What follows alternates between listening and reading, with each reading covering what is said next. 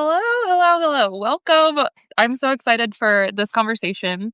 A Wednesday live update on how things have been going, what's been brewing, what I'm working on. But special guest today, Nick Holland, friend, local comedian, like resident artist. I don't know, someone I'm so excited you're joining because I always appreciate our conversations. And for years, it's been that we just run into each other and have these great conversations. So, true to form, that happened recently. And I was like, why don't you join me? And we can just like see what this looks like on a live setting virtually. Yeah, But see if we can replicate this for an audience. Well, yeah, yeah, thank you for having me. so I'm going to do a quick like jump into the deep end so people can maybe get a little bit of the context that you and I always walk into each other with. And then we'll just see what happens. So, quick context, a lot of the stuff that you and I tend to talk about ends up swirling around culture, art, being an artist. Some pretty heavy critiques of capitalism woven in with like politics and just the awareness of a social landscape. For years, we've been talking about AI as well and how that like comes into the process or our perceptions of art. I think that as we continue to meet each other year after year, we're getting older, and that seems to be coming up in our conversations too. Of what is it like to age in this process when we have projects and dreams and aspirations and thoughts and visions of where we wanted to be going. I appreciate you. I knew you first and met you through the stand up community. So, as your work in comedy, where that has gone, but I know you do other forms of art too, and just are generally a thoughtful person. Um, and I think, as a little bit of a maybe we'll see if this comes through as a thread. On Friday, I'm doing one of my experimental spaces, and the focus is on failure. And so maybe failure is also a theme that comes through of like, what does it mean to be an artist? What is the process? But Nick, how would you describe yourself to people who are not familiar with you, your work, or your kind of approach to life? Just simple introductory questions. Sure. Yeah. I mean, these days, I feel like a lot of times I just describe myself as a guy with a lot of part-time jobs, Hmm. some of which I feel very passionate about, which also tend to be the least lucrative, and then some others that I'm maybe slightly less passionate about, but help to subsidize the other. But yeah, I've done comedy, theater, short film, visual arts, y- writing, largely how it plugs into those other things.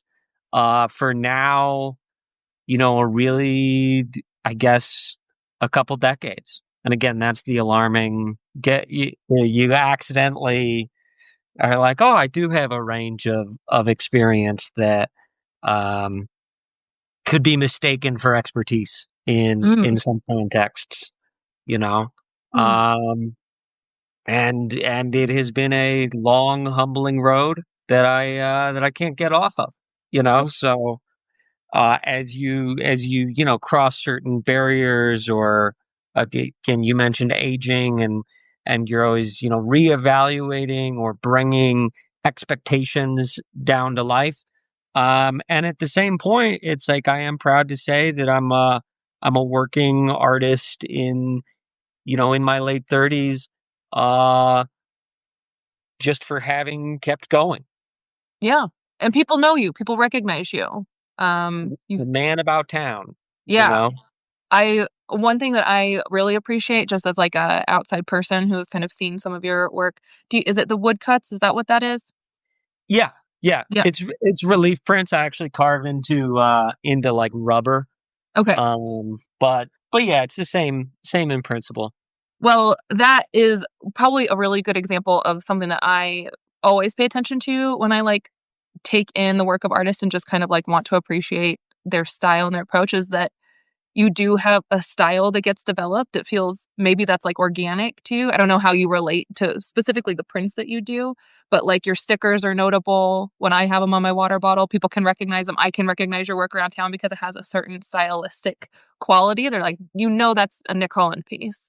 Yeah. Um, I always appreciate that. I don't know where that comes from. I think I'd be curious to hear from you how that evolved or what it has turned into, because people will say that the same about like my pages now that I'm doing, where like, oh, you've got the Yeah. keys and it's handwritten. We can tell when it's your work. But I also think about when you're literally carving, there's this piece that I'm sitting with and have been for a while of like the process of creating art too. And to me, I can sit and write and draw a little cutie, which is just a blob with two dots for eyes. But you're taking something and physically having to carve into it. And so there's a much more like physical time intensive process or a different kind of process that goes with Yeah. it. So I'm curious, that's like two separate things. One, I'm like, what do you think about your style? How did that come about? And does it show up in across all of the ways that you do your various modalities of art? And then also, is there something specific about the time it takes to carve versus the time it takes to write like comedy or to write a sketch or something along those lines? How do you relate to your process and the style? Yeah, I mean, in terms of the style, it's like, it's a great compliment to hear that it is unique or distinct, and, and I think that's something as a maker, you always kinda hope that you are, making your novel work. Mhm. Um I think that, like, I was always a big doodler, much to the detriment of my grades and actual learning, throughout, like, school, and there is definitely something of the scratchy compositing of different lines in my work that, like, I could go pull up, like, Yeah. a middle school notebook or something and be like, "This was still here," And then I think, like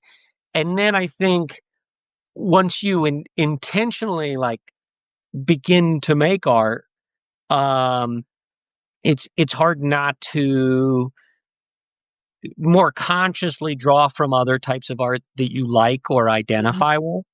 And so definitely as a kid or younger, that definitely started with, like, you know, comic books, but specifically weird comic books, horror books, science fiction books, and then I started the process, like, right when I was done with college, but, uh, while I was in school, I ended up getting a theater degree, which was a very, like, circuitous, painful route to, Mhm. to get a piece of paper I had a lot of fun getting, Right. which has maybe been a little disappointing in real time throughout adult life. Uh, but I was also working at, the school library, and so it would just be while I was, like, shelving books or checking in books, and you'd be like, "Wow, I wanna read that," or, "Wow, that's interesting too." And, my brother and I both really got into the Dadists and the Surrealists. There Mhm. was, like, the movement happening in, like, the 19 teens and 20s and 30s, and so many of those artists were multidisciplinary. Yeah. And so they would be writing poems, but doing plays and making visual art or making collage or something. And I remember that just, like, drilled into my head at, Mm. like, 18 or 19. And in a very, like, highly pretentious way that 19-year-olds have, but where, like, well, a real artist is making several different has several different modes of expression, Mhm. Hmm. you know? Um, and so that was impactful. And then there's a lot of, artists in, Weimar Berlin, so, like, the German expressionists, Dadists and surrealists, underground comic artists of, the 1960s, 70s, 80s, that were making kind of like psychedelic art, but still in the comic and cartooning style. So there was just a lot of those things. Um, the paintings of Francis Bacon. It's like there was a lot of Mhm. visual art from many different facets that I felt super inspired and motivated by. And so it's funny because you start and then you see things that you like and then you're trying to emulate those things. And I think some people get, like, technique trained away from what their first drawings look like or Right. whatever. But I always kind of found these veins that supported or more further developed the ideas I felt I had or the things that were motivating. And right as I was finishing college, Dover these re-released these books, and there's this artist named Lynd Ward, Lynd Ward, Mhm. who is this American artist whose like father was actually like president of the ACLU in one of its like early or I might be misquoting. He was president of something impressive. Something Um, important. Yeah. but Lynd Ward was this illustrator and woodcut artist who made 6 novels entirely in woodcut with no words in them in the Yeah. 1940s. And so right around, I don't know, 2011 or so, they reprinted a bunch of these. And I had never really, I'd seen woodcut before, but never noticed it. But Mhm. then seeing those, I was like, holy shit, I want to try this. Mm. And then I did, and it was one of those things where like the the heaviness of like how black and how dark they wind up being, and sort of like the absolute like gravity of black ink, Yeah.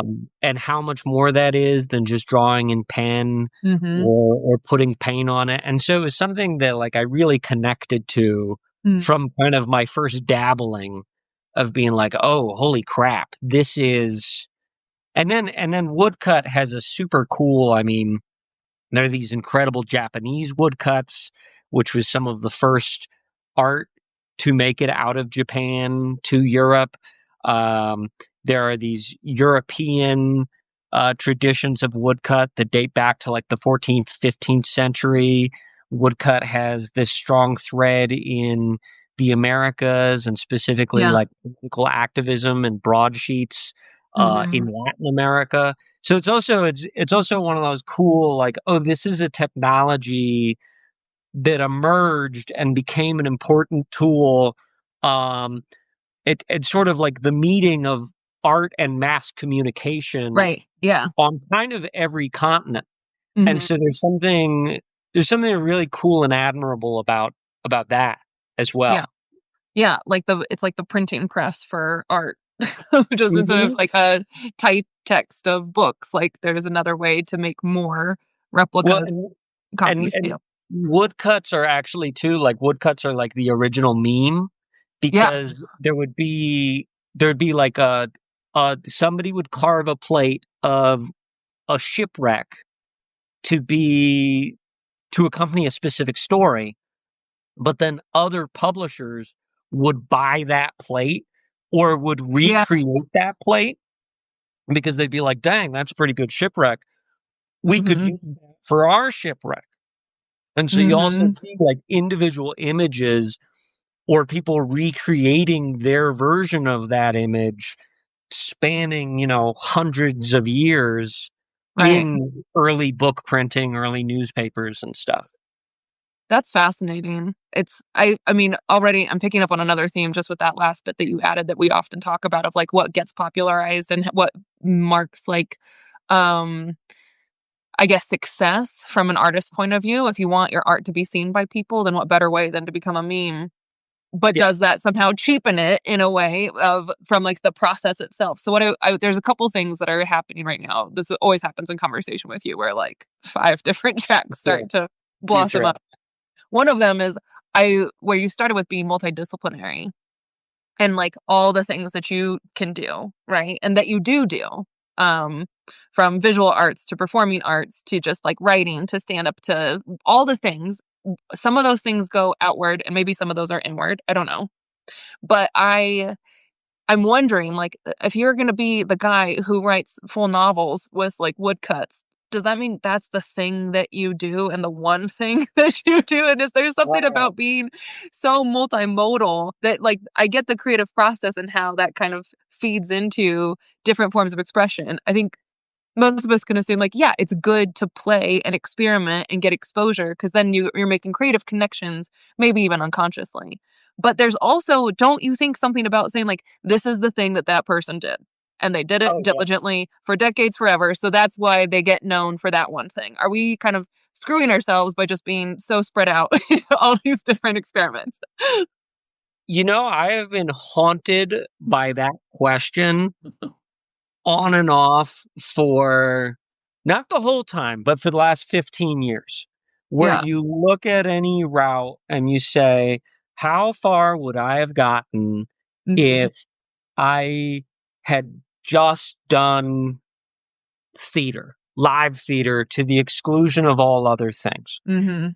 And and then there's this very I feel that way about stand up, about art, about novel writing, about the idea of writing novels featuring woodcuts, any of it.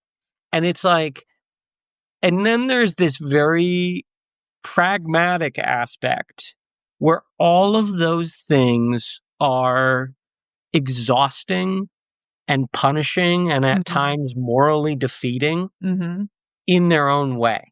And so there's totally an external, internal kind of thing because like I I am that it's like I've always found the idea that people are just an extrovert or just an introvert kind of Mhm. minimizing Yeah. because there are ways that sharing art or sharing work or working on things collaboratively energizes me, and Mhm. at the same time it's tiring.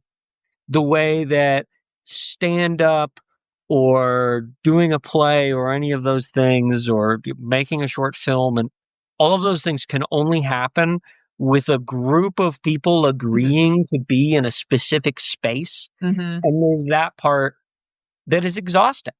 Yeah. Like in in winter, and now it's dark so much earlier, and so there'd just be times where you're like, "Am I gonna get back in my car and drive out into the world to do this thing?" And you go, "Ah, are you kidding me?" And so I sort of like through much of my 20s, it was oscillating, and it was very much that I would push on stand up or push on live theater as hard as I possibly could, Mhm. and then kind of reach a point of burnout and then just watch TV for as like just consume and not have any and then need to creatively express myself Mhm. but not feel up or not feel like I had the bandwidth to make those other commitments or do that more external work. And so it was kind of like so there was a period of time where I would work on something, hit burnout, and then just carve for a while. Mhm. Yeah. And as time has gone on, that's become more of an even keel where it's like I'll be called to, I'll feel like I have an interesting question or interesting thing I'm pursuing in the engravings. Mhm. And it's really just a matter of like time management more than the energetic management. Yeah. But because all of these arts things, and we've talked about this so often over the years, but even just expressing anything publicly that is like any product of your mind that Mhm. you're going to express publicly or disseminate in the world, it's exhausting, Yeah. and it's exhausting because of the raw act of creation. But then it's even more exhausting because of the marketing, publicizing, Yeah. trying to monetize, trying to structure, trying to maintain relationships or cleanliness in your house or any of these things. Yeah.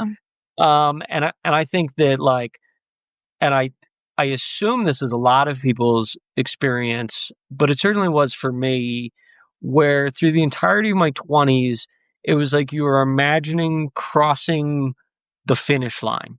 Mhm. That there's going to be some piece of work or some project that becomes the tipping point that like solves the problems of the rest of your life. You're like, I finished that one thing and now I'm on easy street, Yeah. you know? And as you, and I think, and certainly that is the case for some artists, but I think the vast majority of us, it's like, yeah, you can make a great work or you make the work you are proudest of Mhm. and it doesn't reward you with the material benefits you thought that it would, or say, and so there's Yeah. it's this staying power. And so I think having both the discipline, having the varying disciplines, because they each have pros and cons, but it has helped to facilitate this way in which I have been regularly producing creative work for 20 years. Mhm. And yes, I am haunted by the idea of like, what if all 20 years of those things had gone into one thing? How Yeah. much further would I be? But then part of me is also like pretty certain that if it was just one thing and I'd never had any of those other outlets, I would have poisoned myself. Mhm. Just Yeah. sacked all of the joy out of it or just not had the juice. And I would have, because there were times when I was 20 where I would stop and I would walk away from stand up or I'd walk away from theater and I'd be like, I am never doing that again in my life. Yeah. Like a bad breakup sort type thing with that art form. Mhm. Um, either because I was feeling stuck creatively, but a lot of the times just because what it demanded out of the rest of my life Right. was not sustainable. So, there's so much always still. Okay, one thing that I'm gonna ask is that I noticed when you were talking about being able to maintain the energetics, just like, be involved in a lot of things for the sake of the process to continue creating. Yes. But then there's that other part, which is where you were going with like marketing and monetizing or trying to like build the relationships and have people know about it.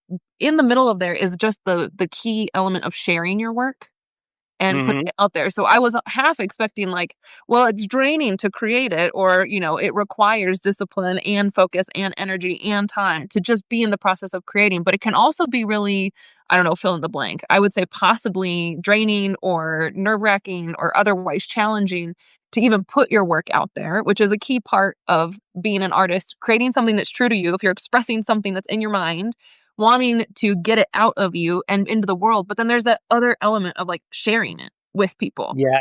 We share it. That's a challenge in its own right. And I wonder how you feel about that. But then when you add on the layer of having to monetize it to maybe be more lucrative, to help create a sustainable life where you can continue creating whatever modality you choose that to be in. So I'm curious about for you, what does it feel like to put your work out there initially without even the worry about trying to monetize it or, like, get money from it, but instead just, Mm. like, birthing it and then letting it live? What's your experience with that? Again, that is something where I feel grateful to have, again, kind of these external mediums and internal mediums, Mhm. because there's something about like stand up is so visceral, the audience's response. And you are also like anybody doing stand up on the level I'm doing stand up, which is to say, pretty locally, but knowing other stand ups that travel a lot more or who are far more successful than I am or have a bigger following or something, there's like a huge valley where you are doing stand up to people who just showed up to a comedy show. Mhm. And especially in the day and the age of the algorithm, they have been trained, they have been fed what they feel is comedy Yes, right. without even having to consciously make those selections. Mhm. And so all of the time, like, my comedy is probably a little too thinky for some audiences at times. Not that I want it to be. I'm never moralized. It's like these are just the jokes I write, or they're too absurd, or something like that. And all of the times I'll wind up at a venue and they'll be like, well, this guy isn't telling us about his relationship problems at all, Yeah. It's like, this isn't comedy.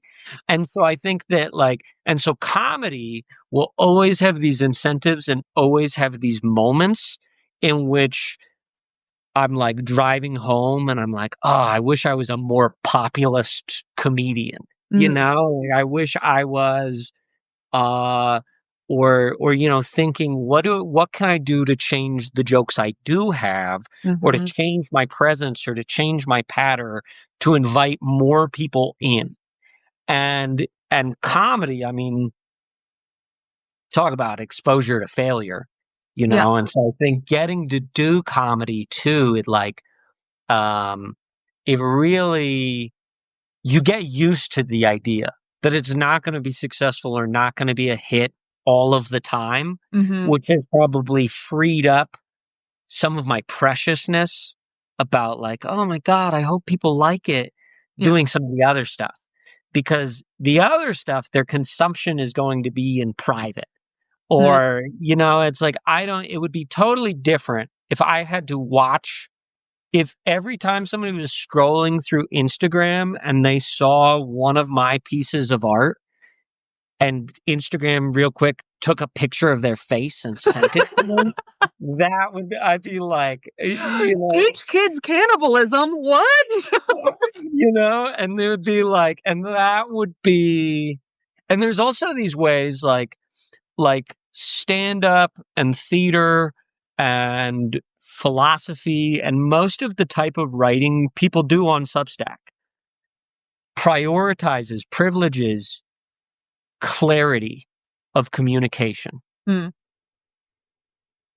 Visual art and music, which, thank God, I don't make music. I like music a lot, but I don't understand music theory. Got a bad sense of rhythm, so like I've never pursued music and my younger self totally would have. But fortunately, there were enough barriers to entry. Mhm. But like music and art and poetry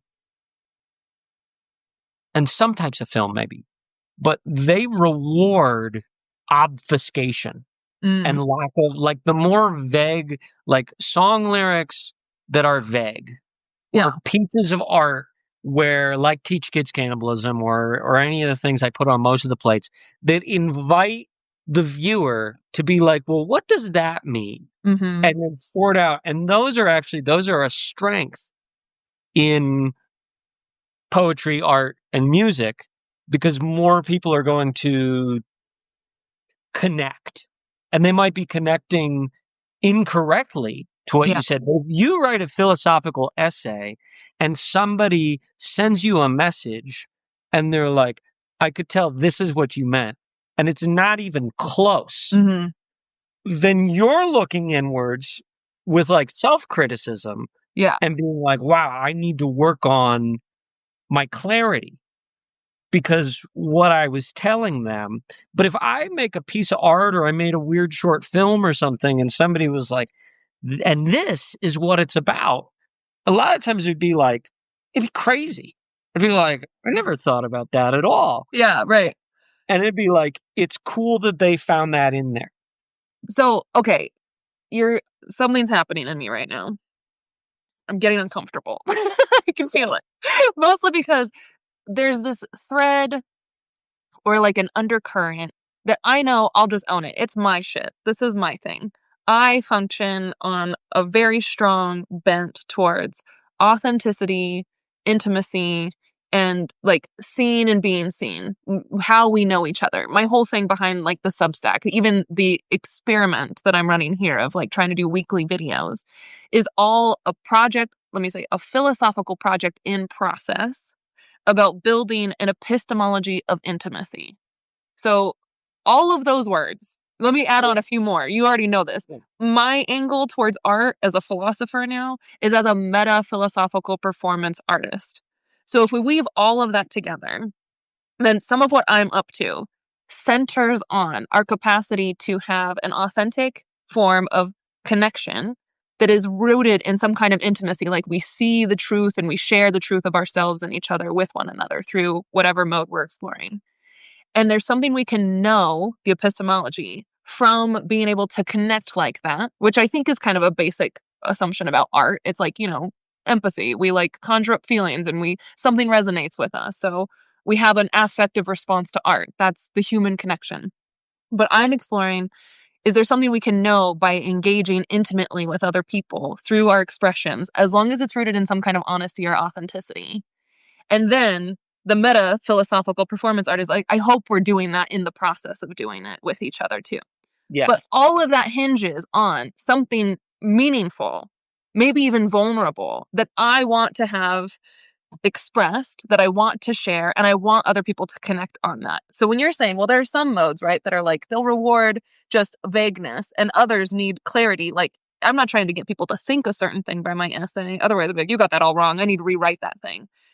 I would have a much harder suffering to be like, you don't see me at all. You don't understand what I'm doing. And that causes a kind of like, I'm not going to say existential, but surely like maybe emotional, psychological crisis of like, there's no way for us to not be alienated from one another. How are we ever going to connect? Mm. But it's very different Mm. because when I think about like comedy or this is one of my things why I've struggled. I won't call myself a comedian because if you're like, how could I relate more of like my relationship problems or people are expecting to see more of me in my absurdist jokes? For me, I'm like, I don't want to write something absurd just for the sake of a laugh because I'm all about like being real. And so Yeah. I'll be like, how can my philosophy be instead of like, this is a shower thought I had. I'm like, I'm doing stand up philosophy now, which is never about trying to deliver joke after joke after joke. My insight I had literally this morning in the shower was like, maybe if I'm trying to tell a story, there's that moment where a comedian would be like, this is a mini punchline, like add a little laugh in there. For me, I was like, what if I wrote it like poetry? So that I'm actually imbuing it with a feeling or like a different, deeper sense of understanding of what I'm trying to get at that maybe unexpectedly connects to a reference to a grandmother when we're talking about like buying a house or something. I don't know, like just to fuck with people so that those connections, which are creative, which are meaningful or we can make meaning from, are kind of popping off in a lot of different ways that are surprising to people. Of course, I'm coming at it from like a very strategic approach. Like this is my art, the meta philosophical. How do we do it? But see, I'm like fucked up now because if people don't get what I'm doing, it hinges on this like reception of I need people to understand it, or else I'm gonna feel despondent about the hope of humanity to really connect. I don't know this is a good recipe for art. I'm not saying that anybody should do it, but there's such a fundamental difference of how we connect with an audience and why I from our mean, self-expression. I'd say that, like, I'd say authenticity in the process Mm-hmm. Yeah, yeah, will yeah. always correlate to authenticity in the product that Yes. people are receiving. Mm-hmm. And then what they do with it Yeah. is its own part. That Mm-hmm. we have our own measurements of success. I mean, you describing the stand-up philosophy aspect and thinking about putting in something that is like emotionally loaded or emotionally resonant, choosing something more poetic Yeah. than the punchline is in part because you are seeking something different because most comedians, while they are up there, are measuring themselves primarily from the laugh-o-meter. Right. Yeah. And it's better. And this was something that I brought to stand up from doing theater, where it's like dead silence is better than coughing and hearing seats creaking and people knocking over drinks because it means they're paying attention. It Yeah. means that they are invested and that the tension has been built. Mm-hmm. In stand up, building that tension, it's like the whole reason they're here, the whole reason we're here is theoretically to get a laugh at Yeah. the end. So there's like a very much a binary. If you are opening it up though, and if you're like, I want people to find joy and levity in this, and I'm being sincere, but it isn't as simple of a solution of a puzzle as like, and then they're gonna laugh. Yeah. Then I mean, again, I think that all we can do is, and well, and this segues into a great other thing we talk about a lot of times, where it's like, are you? I think social media has deeply conflated what being like a successful artist is, Mm-hmm. because is being a successful artist making a living off of art and getting lots of people talking about your art or receiving awards for your art, Mhm. those are all measures of success. Is m making your art, continuing to make your art, and making art on your own terms, or Mhm. making art that continues to be interesting to you, or interesting to you, stimulating to you, continues to give you sort of the catharsis that initially motivated you to do it. And we talk about, but it's funny because we talk about success in art all of the times, Mhm. talking about both of those pillars, or that, and nobody talks about it as like both of those pillars and they have to both exist simultaneously all of the time. Yeah. One of the things is it's like I every once in a while do a commission print, and it'll be because somebody who's in a band or wants to do some stickers, or it's an album cover or a shirt, blah blah blah. But it'll be somebody that likes my art, and Mhm. then so I feel confident of being like, "Oh, this person will probably like what I made for them because Yeah. they know what my style is, they want it." I am never hustling and putting up posts and being like, "I do commissions, ba, ba, ba, ba, ba," because then all of a sudden I'd be getting a subject, or I'd be getting a workload, or there'd be times where it'd be like, I just haven't really felt like sitting down to carve and print this month, but I have to because this Mhm. person is so it's like, so there are these ways where I have chosen the less lucrative route to try and preserve the way I enjoy doing it, Yeah.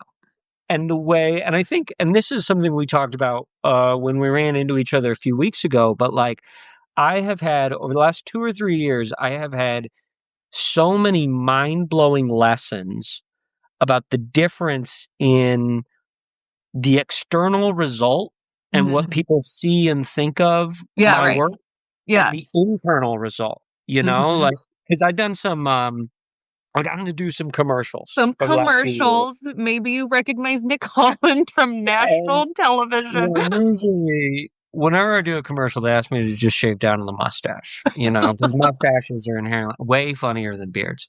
But doing these commercials, and every time, and because I haven't been hustling, like, I gotta do these commercials, so it's somebody I know that Mhm. I've worked on short films or things with, and then they'll be like, "Hey, we got this commercial you'd be great for." And and then so it is fun working on the sets with people that I've worked on other things we're more passionate about, and then being like, "Hey, we're actually all receiving compensation, or fair and reasonable compensation this time," Mhm. as opposed to like the passion projects way. Yeah. But in the first handful of commercials I was doing were just solely on like Instagram and TikTok, and I would get screenshots of it from people I didn't know, but were like artsy young men on Instagram who liked some of my sketches or liked the art. And Mhm. they'd be like, "Oh, is this you?" And in this way where I would feel a little like, "Oh." And then when I did some commercials that wound up on TV, again, which was like, honestly, especially for the first couple, pretty comparable pay to the ones that were winning. And I got so many people that I hadn't talked to since high school or hadn't talked Right. to since college, or, were neighbors in a building a couple of years ago. And so many people being like, "We did it." And, it was funny because it was like, and so there was this night and day experience between, is it a commercial for that lands on social media, or is it a commercial that goes on cable television? Mhm. Night and day experience of what people thought of it. Mhm. And for me, it was like, well, this isn't, I don't have the same personal investment, Yeah. but I would have been A, my former way more pretentious self, or B, a fool to not accept this money if I could put it in my schedule Right. and to use the skills I've honed and refined Mhm. to get a bigger cut than what Yeah. is usually a stand up show, or Mhm. usually. And a similar thing has happened with art for years and years, where I'll be carving something and I'll be like so excited to print it. I'll be like, "Oh my God, I got it." And I'll be like, "Man, when this one hits Instagram, it's gonna change the world, not just my life, the world." And you do it, and then it's like, meh. It's not like people hated it, but it was nothing special. It Mm. was their receiving of it wasn't charged in the same way as I was finishing it up. And then there'll be other plates where I'm like carving them, and then I put in the caption and I'm like, actually, this is a little dumb, or this was low hanging fruit, or I didn't like the way this guy's face turned out when I printed it. It was totally different from what I thought it was going to be. I dislike it. And then somebody will love that one. Mhm. And so that has been, again, thinking about longevity and Yeah, right. thinking about art from I think of art so much as from the perspective of a war of attrition, because I've met so many talented, passionate people in all of the different mediums they've done over the last 20 years. And if you take in all of those people, I'm in a relatively small percentage that is still regularly putting creative work out in the Mhm. world, which again is like by one of those pillars is a huge measure of success, Mhm. Yeah. and so it's like, um, I feel like those experiences have reminded me that my relationship is with the process. Mhm. And I think that most artists, because if you have a checklist of I'm going to make this many dollars, or I'm going to appear in this format or venue, or whatever the measurement is, that will be enough for most people to quit and leave, as they're Mhm. economically analyzing, well, what does this bring to my life versus what does it take away from it? Yeah. So I think that most artists that have that longevity are still interested in the The process. process, yeah. And those few things over the last couple of years has like drawn the night and day comparison, where it's like, I'm making this, I'm putting it out in the world. Mhm. Obviously, I prefer it when people really like it, Yeah. but people's external view of like, wow, you're doing this thing, this must mean you are X successful, Mhm. or Or a again, sellout. Either or way. a sellout, or a sellout, depending on um and depending on, their perspective, or Mhm. what they are privileging or prioritizing um in this experience. There's a couple of things, like, I think it's very clear the difference of like what registers for certain people as a marker of success, especially when it's like a commercial, which we know is implicitly to promote like the product or services of a company or corporation, versus the I have this idea and I'm trying to express it. And through the creative pursuit of my own toil and labor, I'm going to put this out into the world and share it with people. Very different sort of Yeah. process. But yeah, I don't think it makes sense to take your talent and then leverage that for some compensation. But that doesn't mean that is your art that you're actually producing too. So there's a temporal quality here of like longevity. Like we've talked a lot about how social media just like also conditions people to be like, I'm gonna react to it and I'll like it. But what about like the persistence of art instead of just this constant stream of being overstimulated? And then what if it lands, people like it, that maybe is for a few hours in one day, but that doesn't have the lasting quality of like a masterpiece that people are going to return to and study or something. So there's all of this is kind of piecing together for me. I've been holding this one little spot of something you said early on in this conversation, which was about doing work, doing your creative work in multiple modalities for decades. I think that is a marker of success for sure. But then what you end up with maybe isn't just the reputation of being an artist that does this one thing, but you said there's then the body of work. Like, what is your body of work? And I think that is fascinating because I'll weave back into myself of like the intimacy, right? If we were to take a whole scan of the decades of what you have done, I think we could get a pretty interesting understanding of Nick Holland Yep. because it is multidimensional, because there's a time, there's arc, there's different expressions and forms coming through. And I feel that deeply when I'm thinking of myself as a metaphilosophical performance artist too. Like what I do doesn't fit any kind of box or category of art, but the body of work is so important, which sort of I think takes away a lot of the registers of success that we typically process and evaluate through. But to have a body of work, can you imagine? That is amazing. And not many people actually can say, look at all of this that I've done. I think that's why the longevity of the pursuit is such a marker of success, because that means you've done so much that is true, that Well, exists. and people pick apart certain eras of the Yeah. body of work, or it feels so in the age of the fact that like Substack is an important platform, or that Mhm. Instagram is an important platform, and these are the ways that we're going to disseminate and expand our audience, and hope people come out to shows or buy the thing that with Substack being the conduit of like, oh, harvesting some paid subscribers or something. Mhm. It's like all of those things, and it gives this temptation for people to market test and sort of streamline or see, and somebody could watch a bunch of these live Substacks and be like, these were the ones that worked, these were the ones that didn't work, and then Mhm. engineer their own version of Right. it. And it's like, and some of that would be fast. That's like a privileged position of us aging during the entirety of the internet. Because Mhm. imagine being a young person right now and then being like, oh my God, it's Substack, and this is the style of writing, and this is what works, and this is how to do the lives. And then maybe Substack does become one of the internet things that lasts and lasts and lasts.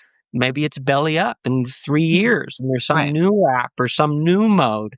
And and you know, yeah, of that body of work, and a person being like, hey, this person wrote and wrote and wrote, and then they're 45 and they write this book, and it's the one that breaks through. Yeah. And then it could be deeply rewarding and deeply engaging to go look at the back catalog or something. But all the time we see an author, I feel like again, I feel like books and artists are maybe have an easier edge than some of the other mediums we talked about. But Mhm. but it's true of like there'll be an old actor too that like breaks through, and it's like, oh my gosh, this is the person now. And you go, oh yeah, shit, they've been doing it 30 years. But they've been little so there is the longevity and the way that we do digest these ephemeral moments, Mhm.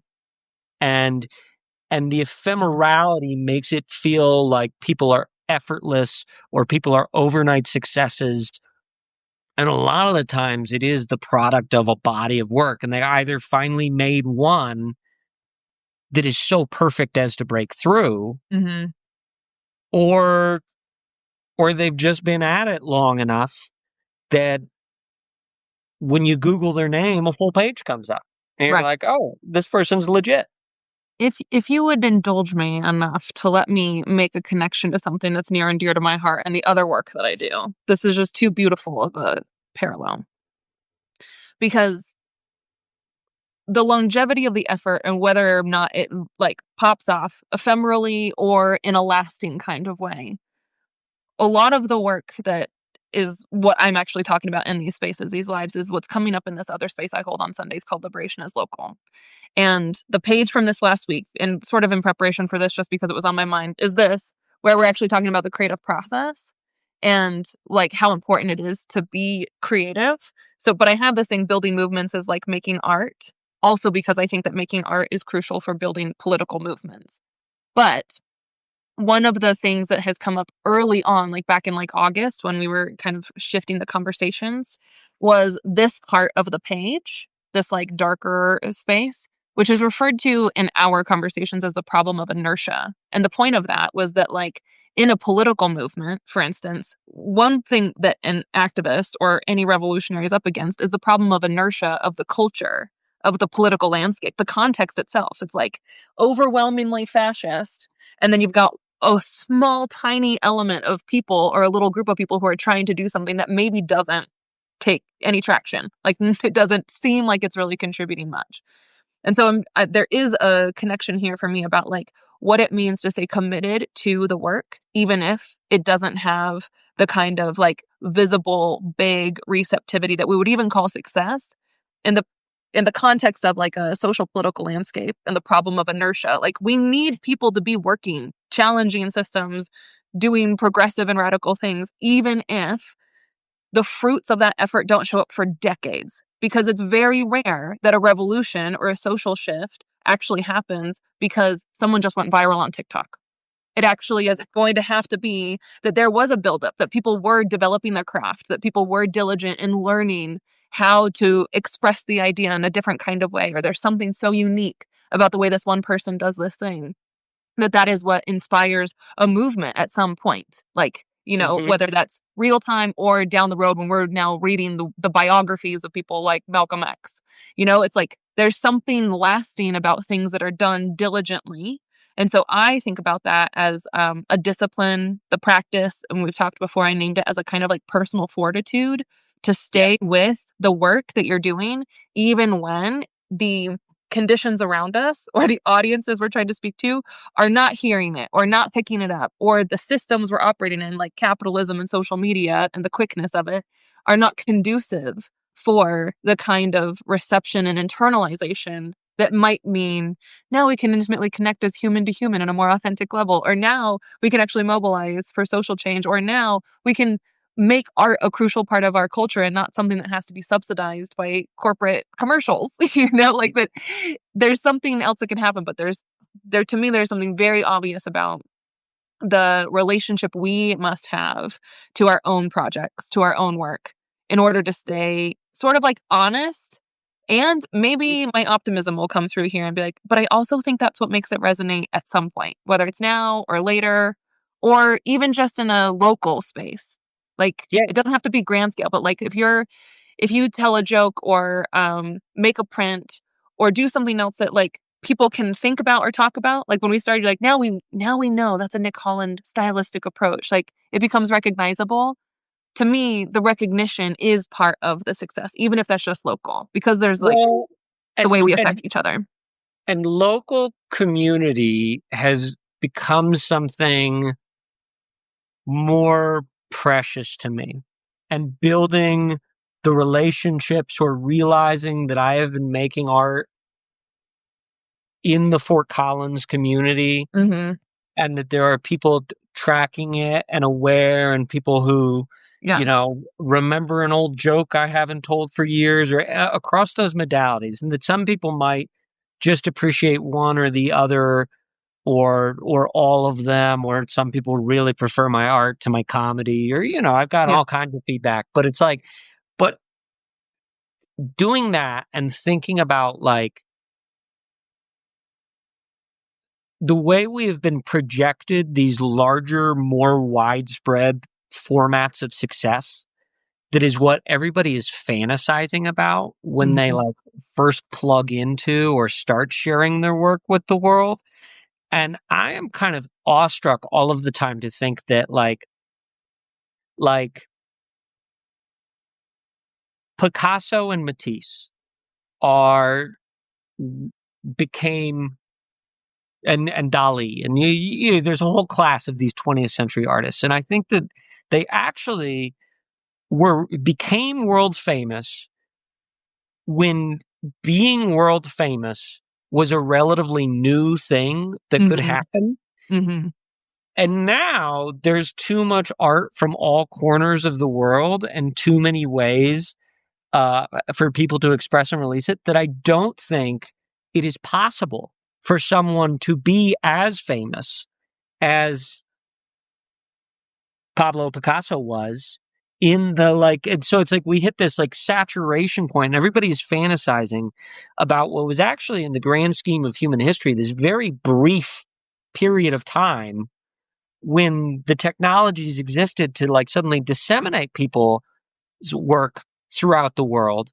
And now we reach this saturation point. And I think that fortitude, and you using that word, is such a great spin to put on it, because I think that it's funny because like we have the internet as this communicative tool, and it felt so full of promise, and people do find niche sub communities Mhm. or relate or are able to like, and yet also what happens for me more than anything else is that social media and the current state of the internet kind of serve to make me lose faith in the aggregate Yeah. on a daily, weekly, monthly kind of basis. Mhm. And so it's like that both of these things, I think of Instagram as like the coveting machine.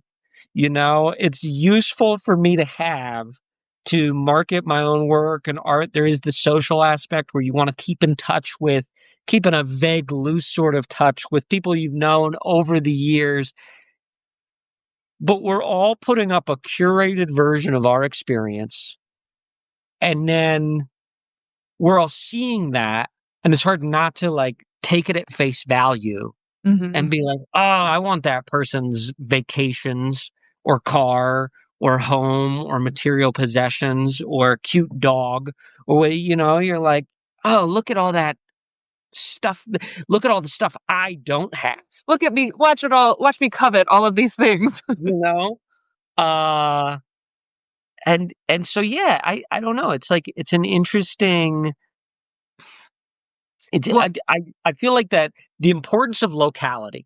yeah. And something that we realized, and there was almost this sad moment because it was like everybody realized and really checked in with the importance of locality for a period of time in 2020, Mhm. because it was like we missed local events Mhm. and there was a gratefulness in 2021 and some of 2022 being like, I want to see local things, I want to know local makers, I want to meet people on the ground level. And I feel like it was easy for us to already forget that, Oh, yeah. and that the heated politicalization that we see largely through our phones Mhm. made us be more like, oh, I can't trust my neighbors, actually, and I have to invest that time and energy into niche. So yeah, it's like it's this importance of, and who knows, like the internet will continue to be, it's a Pandora's box situation. When we let all this out, we aren't going to get crammed back into the box. But I do think people will realize intentionality. And because yeah, for years I was bummed and I was like, "Oh, my art must not be that good because I haven't expanded to these larger and larger reaches." And Mhm. then in my 30s and on this side of the pandemic, like how cool those cultural experiences have been and how many of them have been shared with the people of Northern Colorado specifically. And I Mhm. feel like an artist and a comedian that is responding to my existence in this place Right. for an audience that is chiefly of people who are also existing in this place and Mhm. can relate to me or not relate to me. And that is like, and that has become more of a sacred transaction Yes. to me Mhm. as I have like reconciled the much more romantic and glamorous expectations that Totally. because I think too there's this mythology sharing your work in the world as a writer, as a philosopher, but especially as an artist of any Mhm. sort of type, where it's like, well, if it's important, that will mean a lot of people are looking at it. And I don't think that's necessarily true Yeah, and anymore. mhm. You look at some of the most popular visual art, popular music, popular stand up, and you're like, "Oh, this has had, like, all of the," again, to go back to authenticity earlier, it's like so much of the authenticity has been boiled off of this thing Mhm. to be consumable to as broad of a swath of people Yeah. as possible, and then it's like, I don't know necessarily that that's what I would wanna make. Totally. And maybe I would, or maybe I'd be fine making it, again, similar to commercials and that Yeah. compensation, if somebody showed up with the $5 million check, right? But I see artists and comedians trying to make themselves into that more populist, consumable sort of thing Mhm. in hopes that somebody shows up with the $5 million Yeah. check, and then you've Right. compromised yourself for free, Yeah. which again comes back to that fortitude thing. And that Mhm. some people will be, "Oh, this person was making lasting, significant work," and then other people will be like, "Yeah, it was great work if you were there." You know? Yeah, if you had to be there, totally. There's Had to something be there. I can't believe this didn't come up earlier because it, like, popped off in my mind as obvious that you don't even have to be making art to go viral to get the notoriety and the visibility, like, that's the thing with social media. I mean, you can be a huck twa in moment away from being, like, now writing books and having a television show or something, which is Yeah. further degrades what we're talking about even more of just if what we're basing our notions of success and reach and longevity on are like how visible, how broad the audience is. That's a totally different subject. And what does that do to culture? Like, what is the art, the Well quality even of what we are perpetuating in the ways that we're engaging with each other? yeah, we shouldn't look at it as the same prize, Yeah. or that some of these characters or figures on the pedestal, and it isn't, and it's like, if you want viral fame, there are all these other ways to do it that are clearly so much more lucrative than working to become a great artist. Hmm. So, and again, so it speaks to the process. Yeah. Right. My mom has a super cute chihuahua named Rosie. She's kind of chunky. She looks like a potato. I clearly now know that if I wanted to seek viral Instagram fame, I should be taking more photos and videos Yeah. of my mother's cute pudgy chihuahua, who's Totally. very charming. But it's like, well, I hope to God that I would still make some art, and maybe I don't really need to put it up on the internet anymore.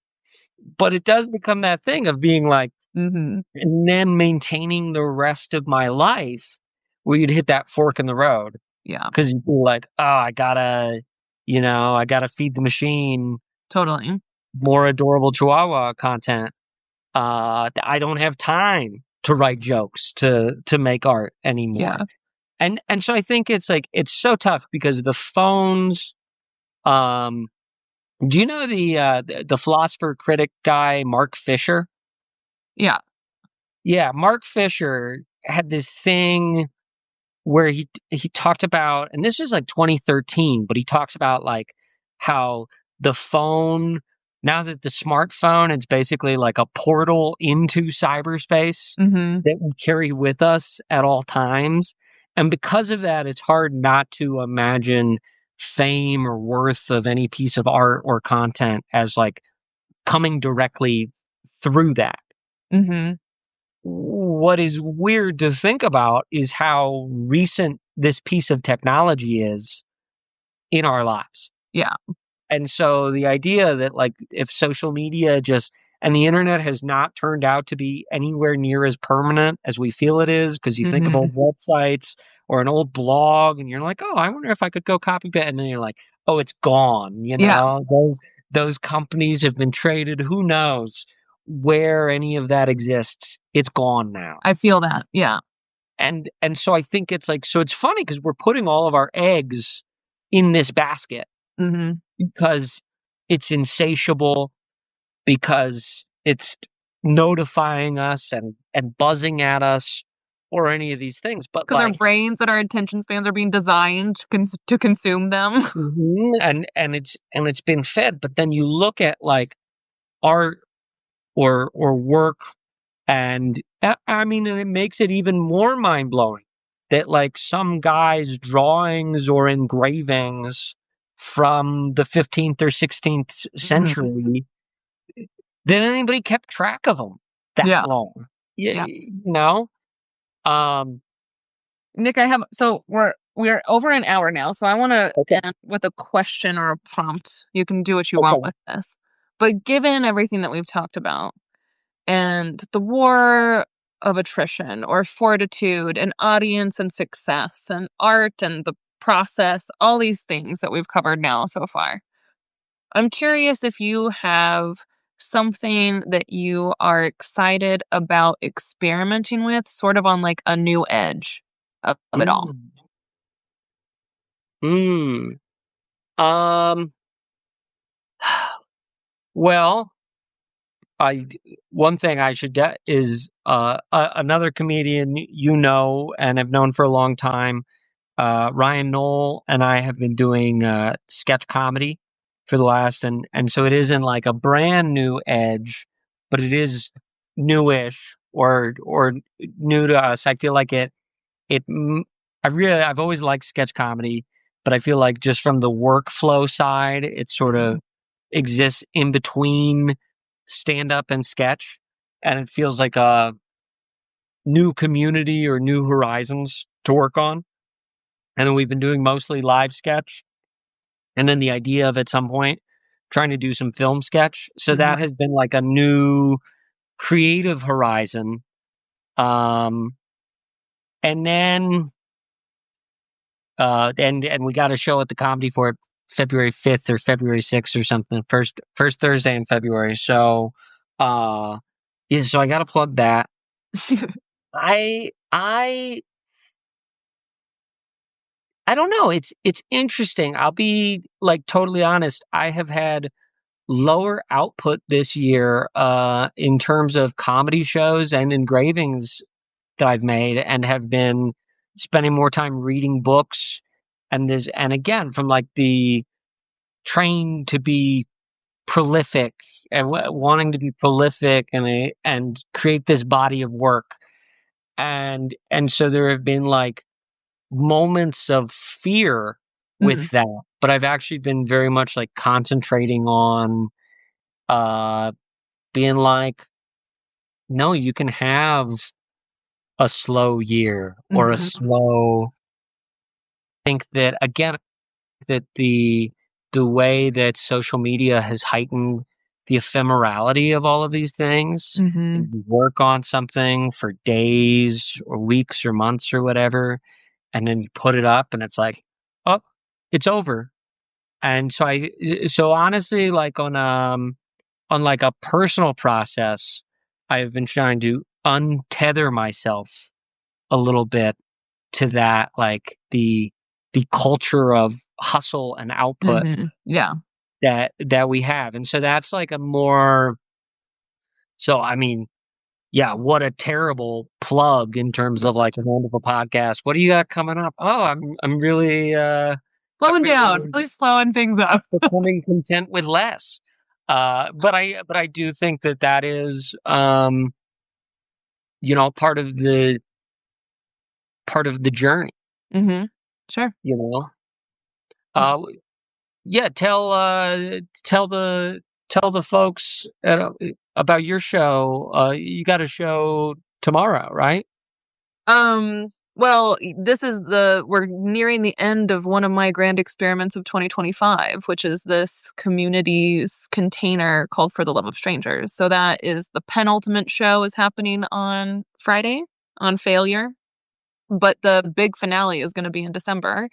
And I'm excited about the finale because I want to make it a big finale for this 11-month, totally unique, never been done before kind of experimental process that I'm really excited about. But it is, if I were to answer the same question about what I'm experimenting with, the stand up philosophy is an experiment in its own right that I am like, it's in its earliest stages. So I'm really trying to play with what that could become. I know the drive or like the feeling I have of what I want it to be. And I just have to say, this is an anecdote. I'm glad I remembered this because I wanted you to know explicitly, and maybe now this will be on the internet for as long as this platform lives.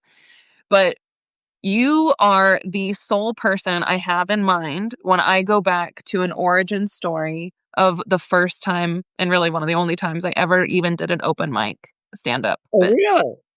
You were there, and you're the only person I know who was there, other than some friends, because you were in the front row. And the whole point of me doing that open mic, signing up that night to do the open mic, was not because I was prepared or because I had jokes or I was like, I'm going to launch my comedy career. It was that I had to do it in order to plant the seed for a potential true story to grow out of it.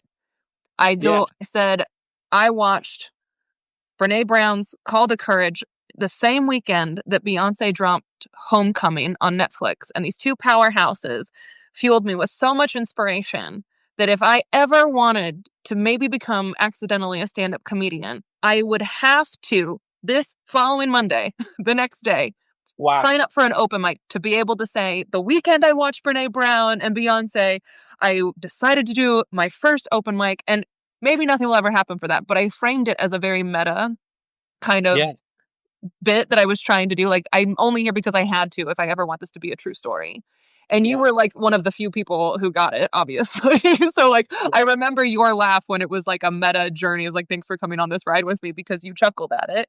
And so I think that maybe was like, oh, we think similarly enough to be able to get this. But I personally love that that is, I think, one of my first ever memories of an interaction with you that felt like personally relevant other than just like seeing you do open mics. That it's great though that you would. I like that you bring that up because I think that as anyone putting work into the world, right, and especially, and a lot of it is about the internet too, and is that we are telling and curating the story of ourselves, and I think that. And it's funny because a lot of people, oh no, I'm not, or any. But if you've had the drive to make anything and put it out into the world in any way, then we are maintaining this narrative of our journey through the world. And we're all always hoping that it means something to anyone else or that it like curates in retrospect. Yeah, But right. again, it's back to the process. The process. My Putting myself strategy is out there, producing this thing or that thing.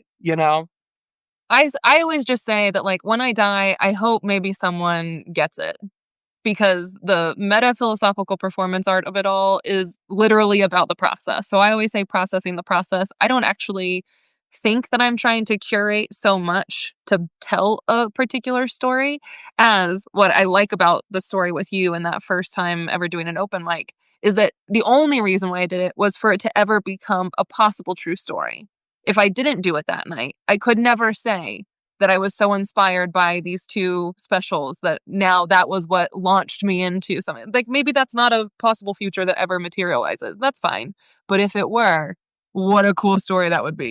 you know? Well, that might be a crucial difference between stand-up comedy and stand-up philosophy Oh, is there's a if you're lot of keeping differences. Yeah. score, if you're keeping score, stand-up comedians will lie for the sake of Exactly. the story all of Yes. the time.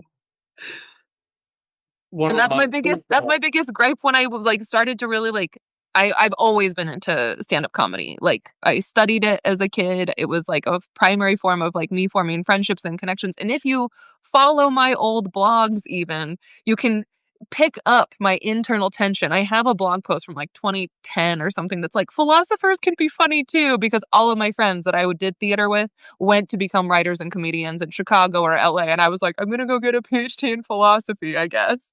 yeah. But like later on, and in the past, I don't know, let's just within the past 8 years, when I started to kind of get curious about our local scene, and that's how I met you and so many others. And then started to explore like what could be possible here. I had the idea to do For the Love of Strangers back in 2021. So even Okay. the fact that I've been doing it through 2025 is an old idea, just finally coming to life and finding its stage. But in that period when I was like, what is stand up? Could I explore this for myself in some kind of way? My biggest issue was like, comedians lie. Nothing about it has to be true. You will lie through your teeth repeatedly for years telling the same lie just to get the biggest laugh because it works. And I was like, that can't be what I'm doing because that's just not my project. That's why I don't say I'm a comedian, but I'm trying to do something else with stand-up philosophy. It's learning. I want to be able to say stuff and like maybe teach a little bit of the philosophy, but the doing is is a philosophical project for me that truth and honesty and authenticity is critical for. Yeah, distinguishing, because it's funny and it's caused a lot of political problems. But there's been that notion of like people always like to say it's like, oh yeah, stand-up comedians are like the modern day philosophers. I'm sure you've Yeah. heard that plenty of times, and I've always liked it. And like, yeah, like stand-up comedians are the modern day philosophers in the same way that MMA fighters are like the modern day lawyers. It's the same correlation. So, because even the small lies in stand up, because you lie to make it sound like something that happened 2 years ago, and you Mhm. wrote this joke, and then you're like, yeah, the other week, Yeah, right. or I know comedians and they'll like go through breakups, but they've got a crucial joke that is like my girlfriend, or that I just started dating somebody, and then they'll maintain. I've seen so many of the I just started dating somebody and done that like through a few relationships, because they just don't want to sacrifice the piece of material, Mhm. And so I applaud that you're designing your own thing too, and knowing that you're changing the expectations. Again, Mhm. as you said earlier, like do I put in a laugh here, or do I say something more poetic and more resonant? And I think that there is like a longevity or like a healthiness in the thing, because other people might go to stand-up comedy, expect to philosophize, and then sort of like in the herd mentality still be judging themselves by the laugh a meter. Mhm. And there are all these things of like measuring, well, what is the success you want, or what makes this experiment successful to you on your own terms. Yeah, right. And I think that we just get like, and I think there's so many things in our culture now that just like, that tend to make it like, oh, writ large successful. Mhm. This is my version of, and, because people come up to me all the time, and again, in like renewing the value, or seeing the relationship of doing this for the local community in a new light. And it's like people still come up all the time and they're like, oh, I don't know how you could get up there. It'd be so scary. And you remember that like that public speaking, Mhm. and so many people to just like speak even semi-regular in front of a room of people, or to have it go bad some of the time Yeah. and then come back for more, is like is pretty cool, or a pathological sickness, Completely. Yeah. depending on the person. Yeah. Oh, well, I feel like there's always so much more we could talk about. I want to keep unraveling and teasing out some of these things because it's fascinating to me. And I think one of my favorite things about having conversations with you is exactly where we like meet each other and then what's different enough to keep it like super interesting to me. I appreciate you and what you have done in community. I love the ways that we align on especially like the local experience and what it means to just be so like after we've talked about this was like 5 years ago or 4 years, I don't even know, but one of our run-ins we were like, you know 10 years in a community is substantial because now people recognize us from 10 years ago and can see what we're doing now here too. So there's this kind of like parallel growth and appreciation for being in community and what a local scene actually does to support art or even just your own personal process. Yeah. Um, I want to say, I hope that, if we couldn't all be like Ireland and decide to make a permanent base income for artists, then maybe there's room for the people to support the experimenters, and the understanding, the fortitude it takes to keep diligently making creative work for decades. But I appreciate you so much. I appreciate what you do, and I always appreciate being able to meet up and have conversations. Are there any Yeah. last things that are on your mind that you didn't get to say, or things that have been coming up that you want to Oh, hear I before we mean, go? endlessly. Yeah, we could go another hour easy. But no, I really appreciate that. I will say that, it's you said a bit ago, you said, well, imagine having that body of work.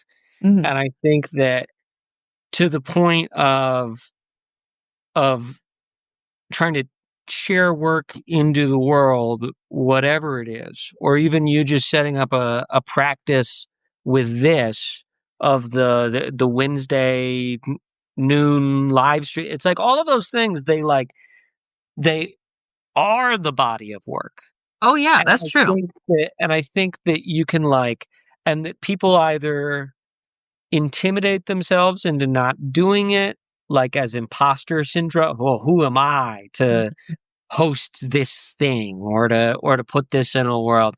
Or or it can inject preciousness into it and people are really successful and people will go back and view the tapes Yeah. of the Substack noon live.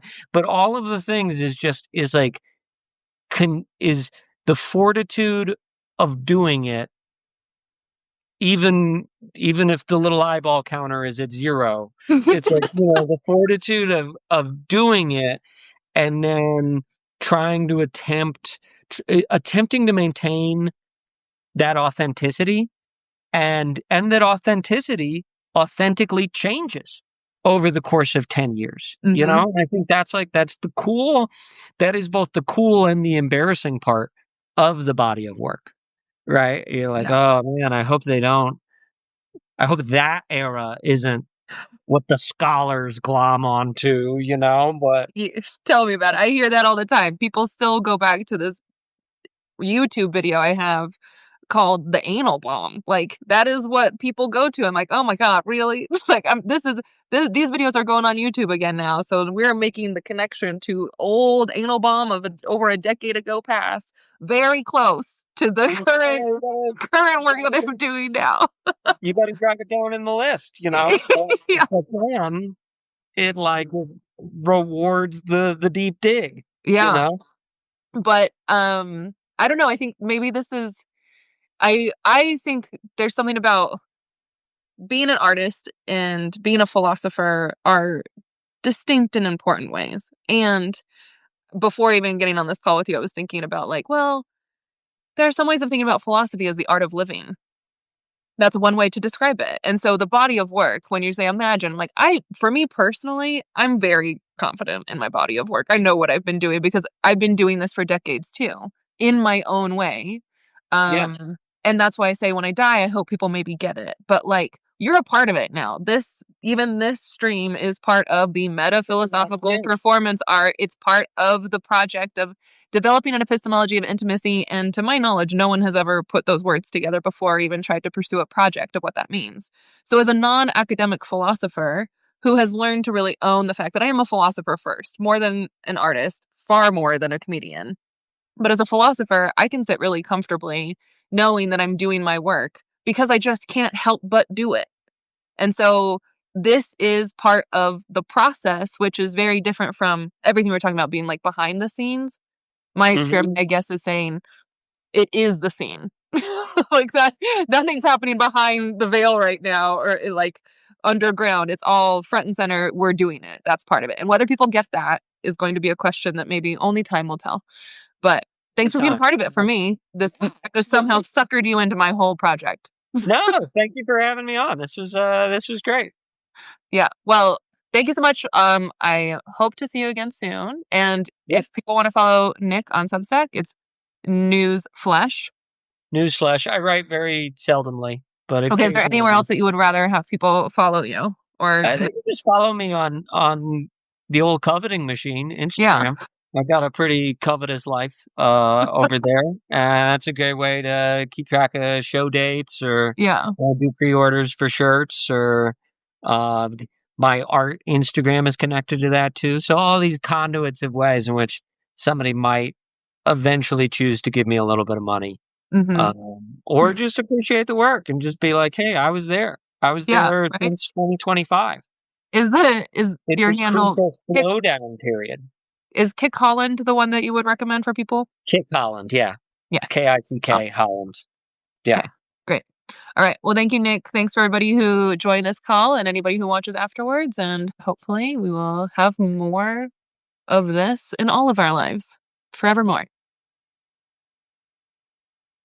Awesome. Bye. See ya.